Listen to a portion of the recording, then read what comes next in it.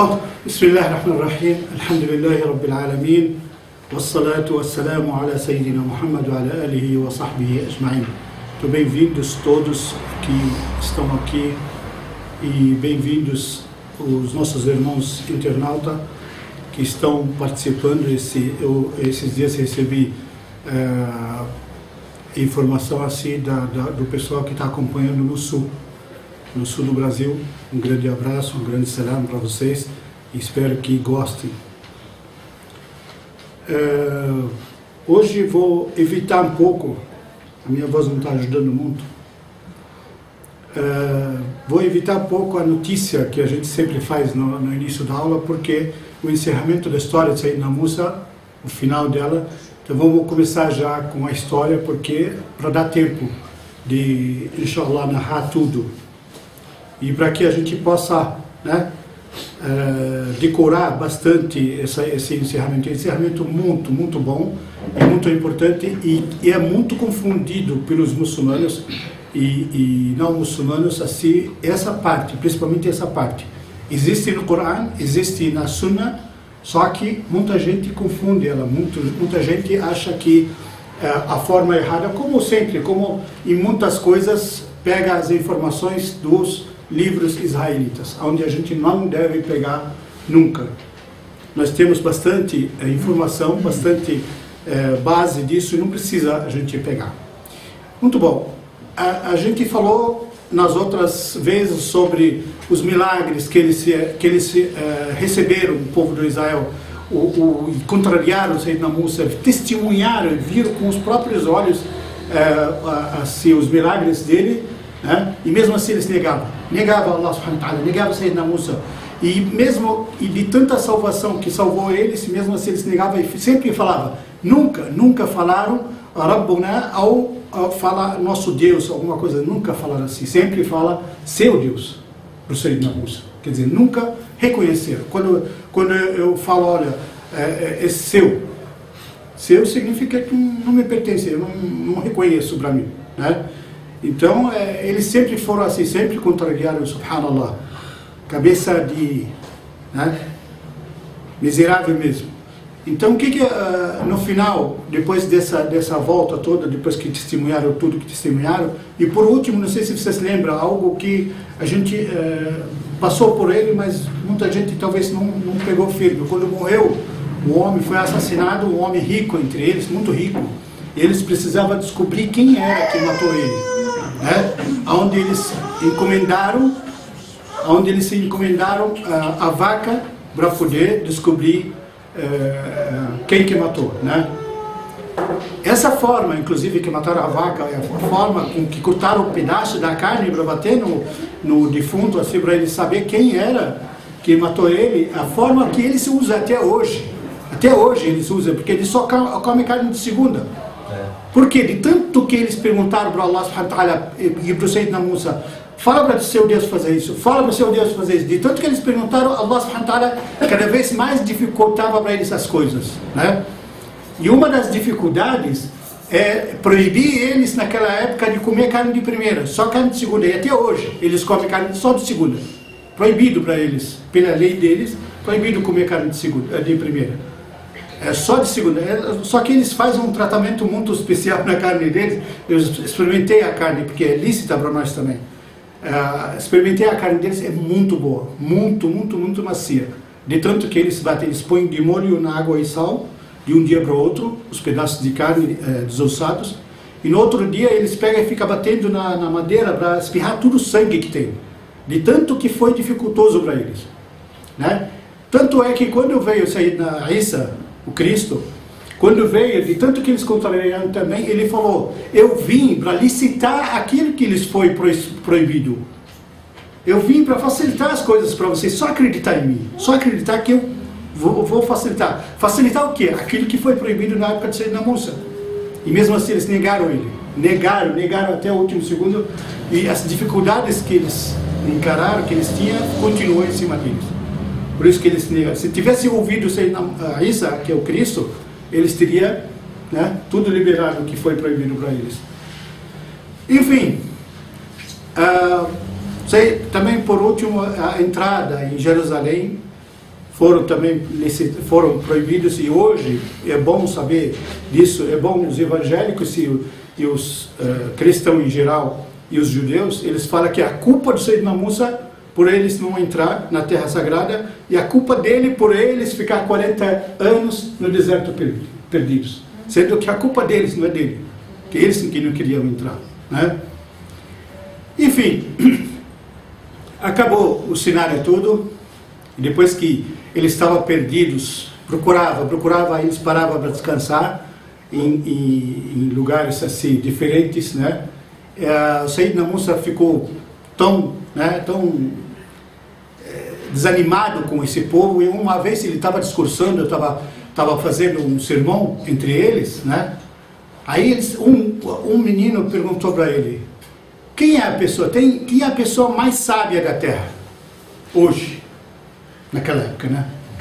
Aí, por ele receber a mensagem de Allah subhanahu wa ta'ala, né? Olha só, preste atenção no acontecimento. Por ele receber a mensagem de Allah subhanahu wa ta'ala, ser um mensageiro atual, profeta, receber a informação, qualquer erro, Allah subhanahu wa ta'ala fala com ele diretamente. Por esse privilégio, ele achou que ele é o melhor. Ele é o mais inteligente, não é o melhor, o mais inteligente. Não ia existir alguém mais inteligente que ele. Só que, subhanallah, quando ele falou, respondeu para o menino. Aí ele falou por humildade, não é que assim, cometeu grandeza, alguma coisa, só que Allah subhanahu wa ta'ala cobrou ele, na hora, ele falou, não é você, tem outra pessoa aqui na terra, sempre tem que ter alguém superior, porque acima de Allah subhanahu wa ta'ala não tem ninguém, né? Então, para ninguém se sentir superior, nunca, por mais que seja inteligente ou sábio, nunca se sentir, fala sempre Allahu a'lam, Allah sabe mais, sempre tem que ser assim. Aí Allah subhanahu wa ta'ala falou para ele, tem uma pessoa em tal lugar, assim, assado, mas tem mais inteligência e tem mais conhecimento em Allah. Ele falou, o Sayyidina Musa era muito curioso, e muito, buscava o conhecimento, buscava as coisas assim, nem que custasse a vida dele isso. Aí ele falou, quero saber aonde que é essa pessoa, quero conhecer, quero aprender dele. Aí Allah subhanahu wa ta'ala falou para ele, vai até onde se juntam os dois mares. Aí você vai achar a pessoa. Quando você chegar nesse lugar, porque o mar, você sabe que tá certo, dois mares vão se encontrar, mas é difícil identificar o lugar certinho. Ele falou, quando você chegar no barco, no lugar certinho, um peixe morto que vai estar com você, ele vai pular na água, vai voltar vivo, vai pular na água. Quando você chegar a esse lugar, é o lugar que ele vai estar lá. Esse homem vai estar lá. Os sábios falaram, Allahu a'lam, que era profeta também, era Khidr, né? O nome dele é o Khidr. Alguns sábios falam que não é o profeta, e outros falam que é, né? Esse homem que ele foi atrás dele. Bom, ele foi, pegou o barco e foi. Diz também os sábios, o Mar Morto, lá perto do Egito, lá, ele tem dois braços, assim, tem tipo rio, dois braços, e esses dois braços assim se encontram na ponta. Aí diz que nessa junta, nesse encontro, onde encontra as águas, ali que vai achar essa pessoa. Eles foram com um barquinho, ele e um ajudante dele, e esse ajudante dele se chama...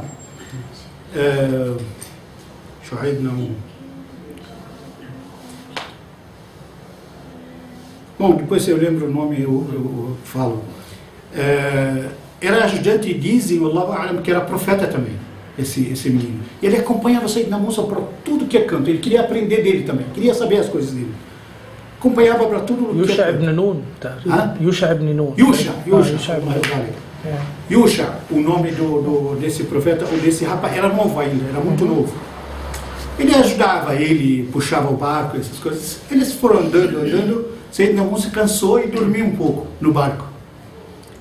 E eles levaram com eles exatamente o hut. O hut é um peixe médio mais ou menos para eles comer, acho que 1 ou 2, não sei. Eles levaram já assado, já prontinho, assado para comer. Na hora que encontra, que eles sabem que não é longe, não é muito longe o lugar que eles vão. Enfim, eles estavam andando, Sayyidina Musa cochilou um pouco, eles pararam perto de uma pedra, no meio da água.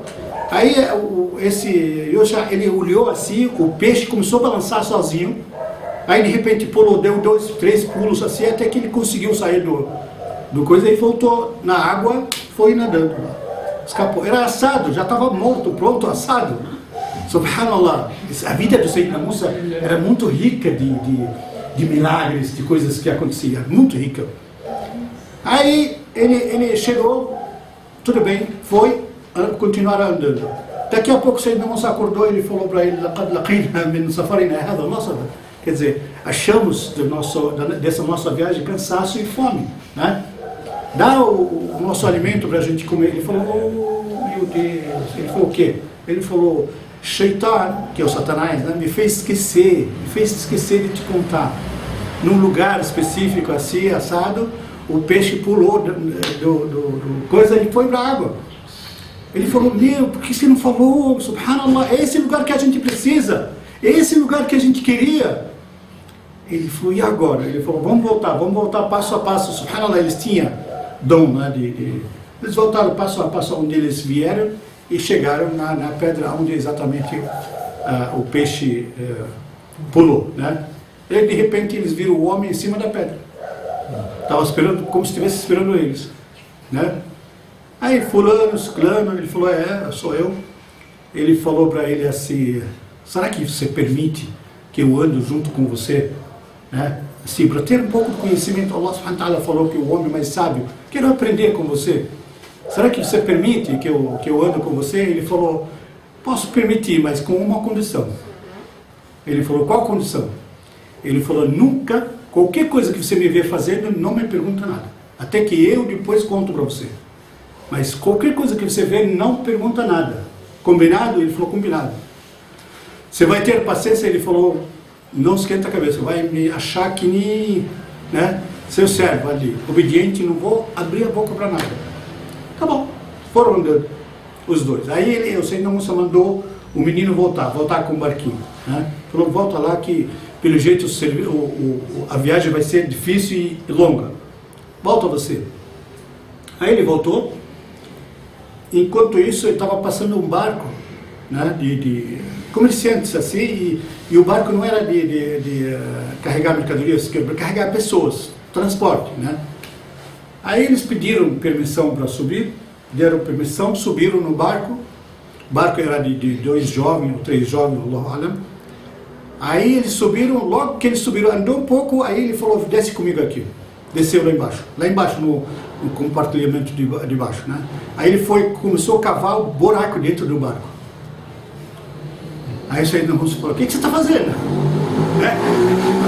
A curiosidade não deixa a pessoa aguentar. O que você está fazendo? Você está a fim de afundar as pessoas? As pessoas nos fizeram um favor, nos deram carona, você quer afundar o barco deles? O barco de alimentação, o barco que eles sobrevivem, não sei o quê. O barco novo, muito bonito. Ele falou para ele: "Não disse que você não vai aguentar comigo?"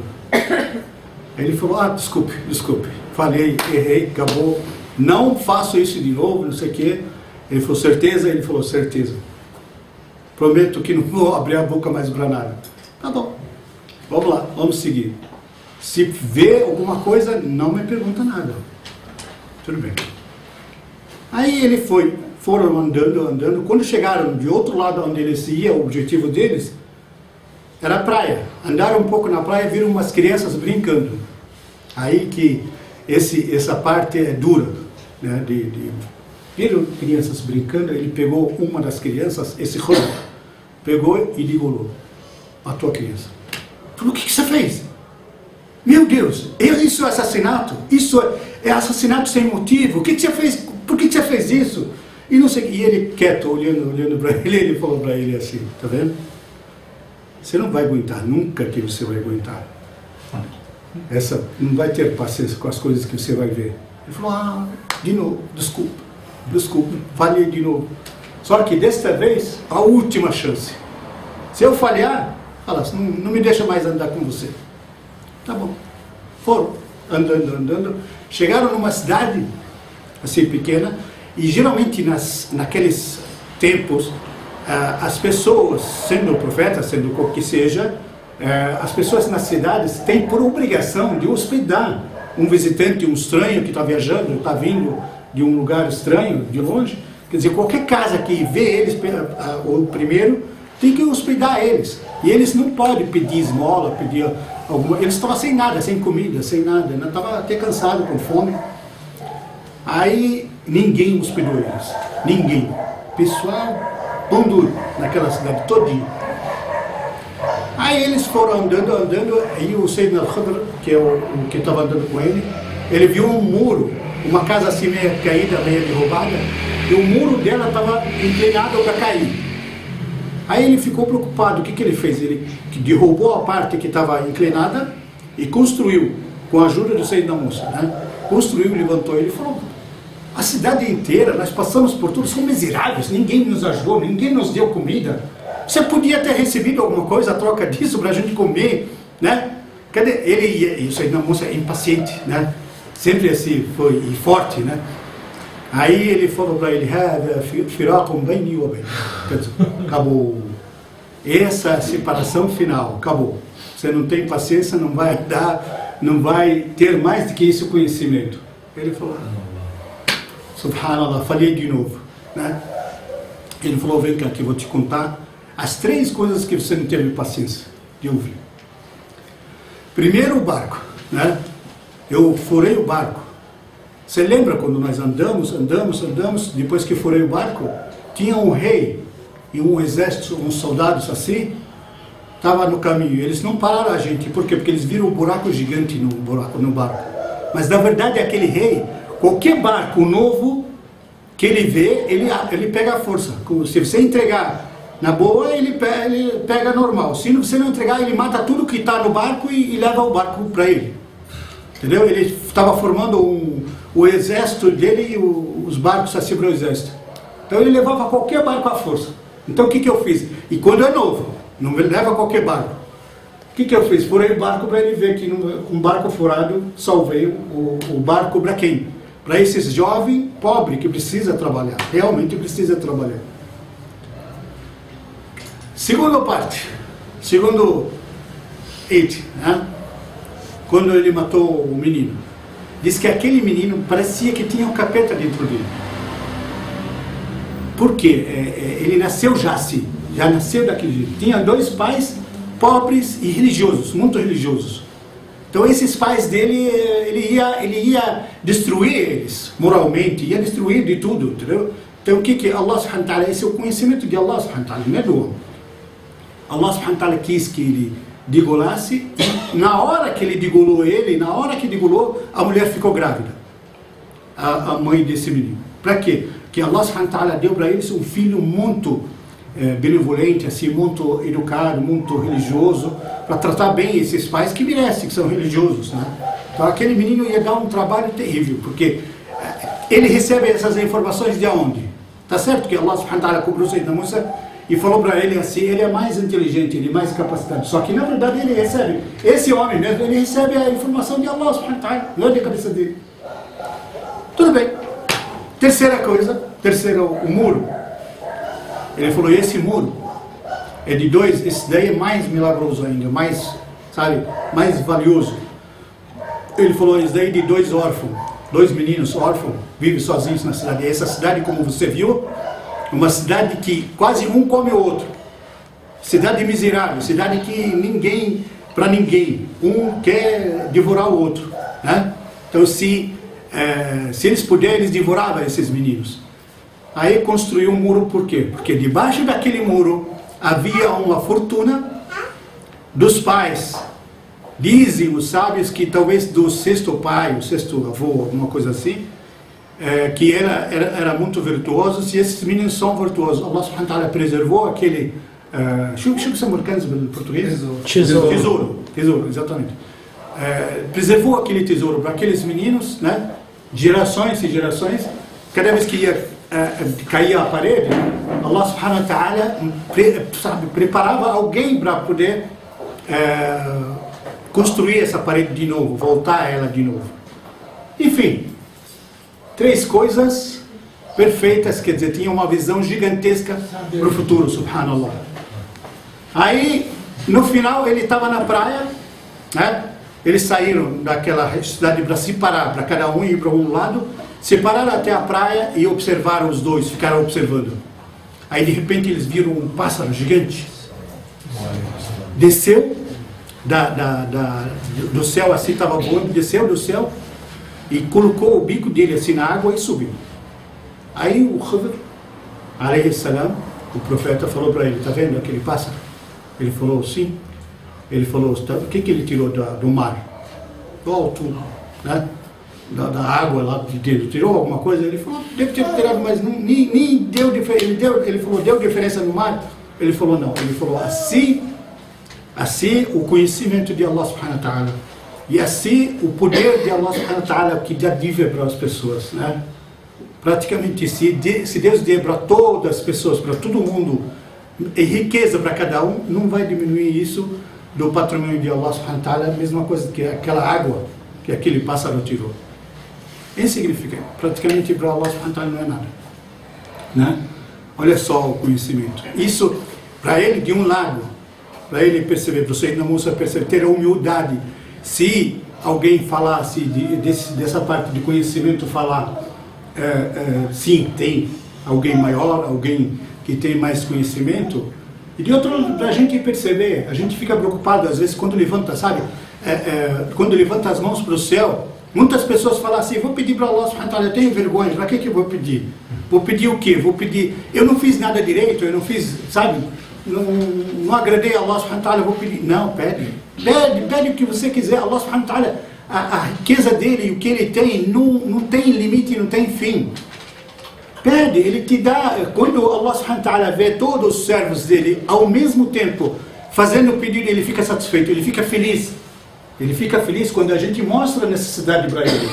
Subhanallah, o poder dele, a generosidade dele, assim, ele fica feliz. Não é que nem a gente alguém pede para a gente alguma coisa, a gente na primeira vez dá, na segunda vez dá, da terceira vez fala, sai, toda hora vou te dar, não sei o quê, por mais rico que seja, falar, você está pensando que eu ganhei isso assim, fácil? Isso foi sofrido. Às vezes ele ganhou até na loteria. Eu sou muito sofrido. Aí ele fala, não, é tudo meu, está pensando o quê? Isso daí tem que trabalhar, tem que sofrer para conquistar, para conseguir. Subhanallah. Mas Allah subhanahu wa ta'ala é generoso. Por mais que você pede, ele dá, e se você quiser, ele pede, ele dá mais. E isso não diminui nada do poder dele, subhanallah. Enfim. Allahu Akbar, Allahu Akbar.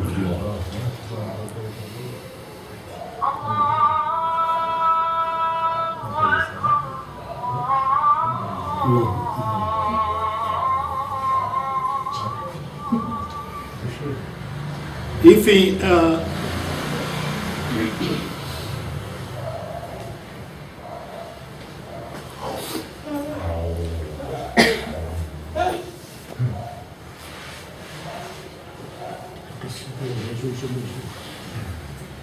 quando o Sayyidina Musa acabou tudo isso, e esse debate todo, e essa história toda com o Sayyidina Khidr, ele voltou para o povo dele, né? Quem estava administrando o povo dele na época, nesse tempo, era o irmão.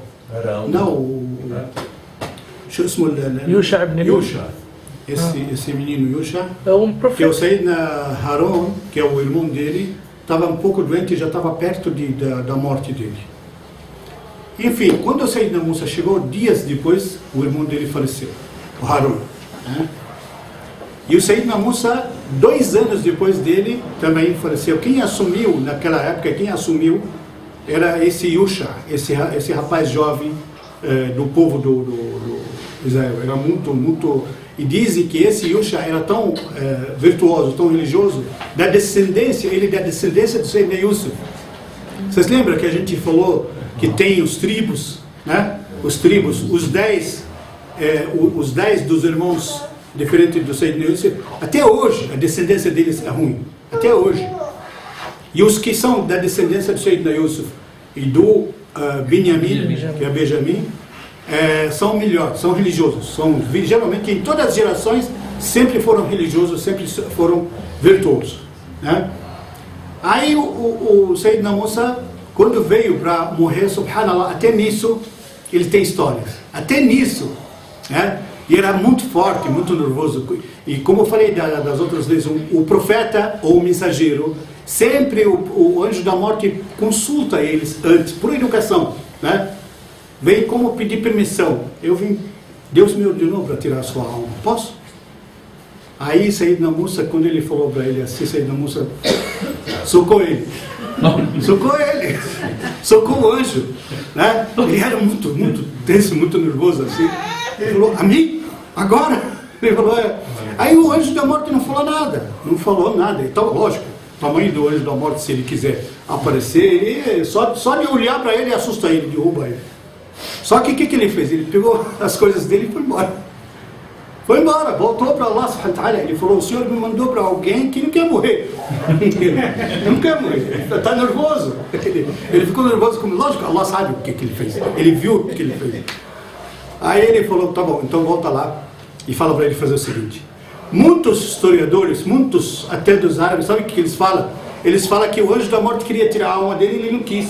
Aí ele se transformou em pessoa, como se fosse pessoa, e cavou um buraco e tinha mais duas pessoas. Falaram para você, moça, desce aí no túmulo para a gente medir o tamanho. Tem uma pessoa da família que morreu do seu tamanho. Olha só, mas essa história é falsa, não é história verdadeira.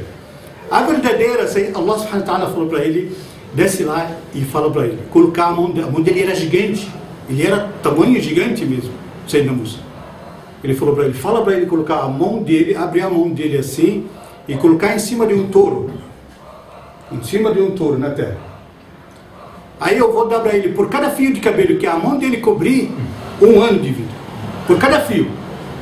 Né? Já pensou quantos milhões de anos? Como é que ele vai ficar? Vai ficar um copo assim. Né? Porque a pessoa quando está envelhecendo vai encolhendo, vai enfraquecendo. Aí ele falou para ele assim, fala para ele colocar a mão num touro e por cada fio ele vai ter 1 ano.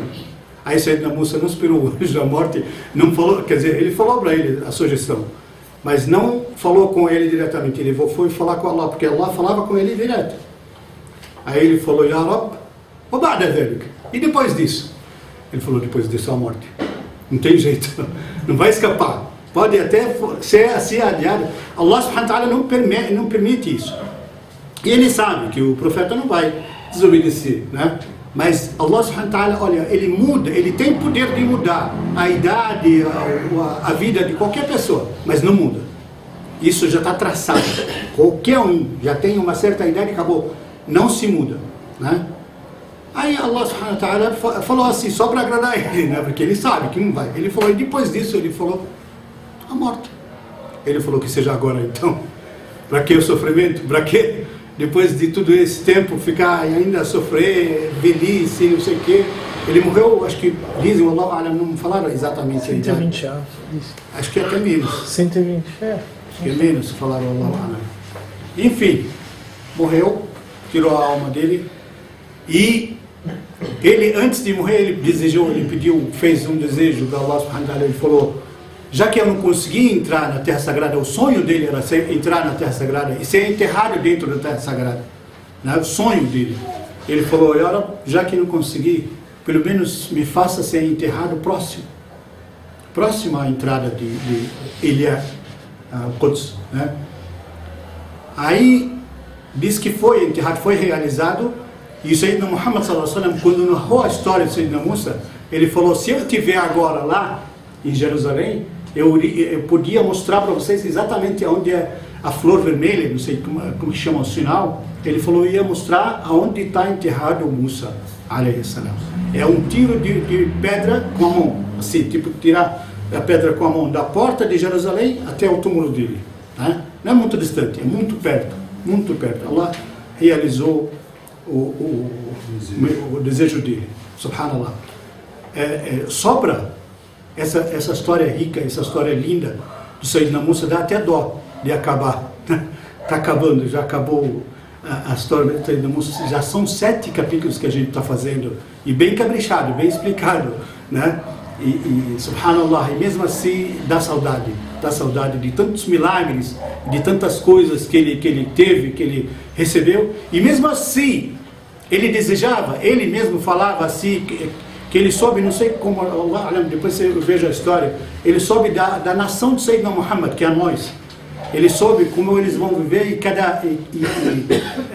acho que Laylat al-Qadr, né? Laylat al-Qadr, ele perguntou assim, falaram da Laylat al-Qadr por 1000 meses do que a gente vive no Ramadã, né? Como se fosse 1000 meses, yani, os 1000 meses mais ou menos foram calculados 82 anos. Cada ano, cada uma Laylat al-Qadr vale por 82 anos ou 83 anos, subhanallah. Então, isso por quê? Por causa dos povos antigos, que eles viviam 1000 anos. Então, Allah subhanahu wa ta'ala nos deu essa dádiva. Durante o tempo de vida que a gente passa no Ramadã, essa noite só vale por 83 anos. Então, se calcular tudo junto, uma idade média, mais ou menos de 60 a 70 anos, né? Você vive isso, tudo isso na sua idade curta. Então, quando o Sayyidina Musa soube disso, ele falou, eu queria ser desse povo. Eu queria ser do povo de Sayyidina Muhammad sallallahu alaihi wasallam. Aí Allah subhanahu wa ta'ala falou para ele, chega, né? Você quer muito, você quer tudo. Né? Tudo que tem de bom, isso, lógico. Isso não quer dizer que ele é muito ganancioso. Tem que ser ganancioso. Na religião tem que ser ganancioso. Em todas as coisas de Allah subhanahu wa ta'ala tem que ser ganancioso. Tanto é que o Sayyidina Muhammad sallallahu alaihi wasallam e todos os profetas falam assim, a inveja na religião é muito boa. A inveja é qualquer coisa ruim. Invejar as pessoas pela saúde, invejar as pessoas pelo dinheiro, invejar as pessoas pelo poder que eles têm, isso é ruim, é péssimo. Agora, invejar as pessoas pelas suas atitudes religiosas, pelas suas ações, pelas coisas que faz, isso é muito bom. Por quê? Porque você invejar as pessoas em que faz na religião, não vai diminuir nada dessas pessoas. Apenas vai aumentar no seu. Vai servir de exemplo para você. Né? Então vamos tirar dessa história de Sayyidina Musa, lições assim, ver a ganância dele, ver a vontade dele de ter tudo. E subhanallah, pelas dádivas que a gente tem, só de Laylat al-Qadr, a gente já tem tudo.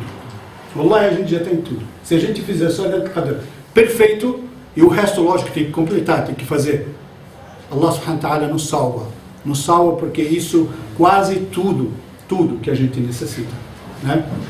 Espero que isso sirva, inshallah, de exemplo para nós, para a gente no futuro, inshallah. Depois dessa história linda, depois dessas aventuras de Sayyidina Musa, o povo de Israel ficou perdido no deserto até completar os 40 anos, e já expliquei por que completar os 40 anos, até acabar aquela geração maldosa, aquela geração ruim que tinha, porque 40 anos era suficiente para completar aquelas vidas deles e morrer. Morreram todos. Quem ficou? Os jovens, os que estavam crescendo. Esses jovens, alguns foram mais virtuosos e mereceram entrar na Terra Sagrada e conseguiram entrar. E quem liderou eles? Esse jovem que é o Yusha ibn Nun. Yusha, alayhi salam. Ele liderou eles, entraram lá e começou uma nova história e novos mensageiros que vão vir depois, inshallah. Tipo, esse Yusha é um pouco só parte pequena da vida dele, e logo em seguida a parte de Sayyidina Davi, né? Davi e Salomão, né? Vocês vão ver, muitas que foram evangélicas ou cristãos, vocês vão ver como a história distorcida que foi narrada sobre eles. Como cometeram o pecado de falar sobre eles. Até pecado, não é só negar eles. Cometeram pecado quando falaram que Sayyidina Daud, que é Davi, mandou o comandante dele do exército para morrer, para poder casar com a mulher dele. Falaram do Salomão, que era rei, que cometia os erros, que não sei o quê. Totalmente errado, totalmente diferente a nossa história. Então eu aguardo vocês na próxima, inshallah, nessas próximas histórias. Esse rapaz é Josué. Josué. Que acompanhou o Sayyidina Musa. Só para lembrar no português aqui. Josué. Legal, então eu não sabia. Até tinha dúvidas. Quem era Josué que falava esse daí, Josué. Subhanallah. Então, essa é a nossa história de hoje. Barakallahu fikum, Allah yazikum al-khair, e espero que todos esteja na próxima, inshallah, para a gente acompanhar a próxima história, inshallah. Wassalamu alaikum wa rahmatullahi wa barakatuh.